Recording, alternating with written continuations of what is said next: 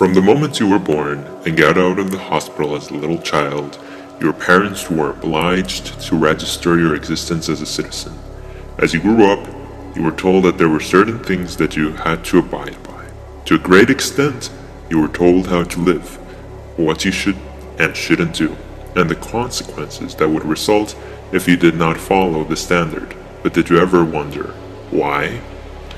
It is commonly understood that in order to contract an obligation, one has to give consent to it first. If a random stranger one day starts knocking on your door, saying that you should pay him the $100 that he needs to pay his bills, you will most likely deny that you have any responsibility to do so. You never consented on providing him with financial help, thus you are not obliged to do it. Why is the state any different? What justification does the state's existence have? Did we ever consent to it? English political philosopher Thomas Hobbes encouraged us to imagine a situation in which the state would be non-existent, the state of nature. From this he derived a series of laws of nature that would determine this situation. One of them, the first one, said that every man ought to endeavor peace as far as he can hope of obtaining it, and when he cannot obtain it, that he may seek and use all helps and advantages of war. End quote.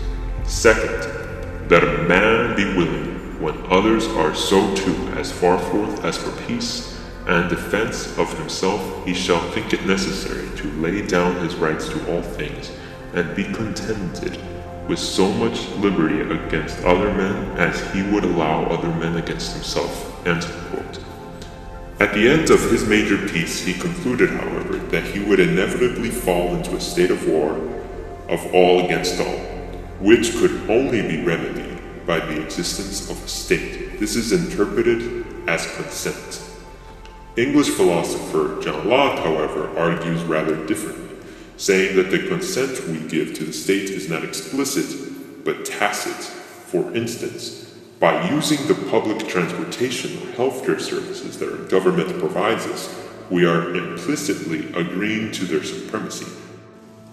Thus, by accepting the benefits that it provides us, we are morally obliged to pay them back with obedience to its laws.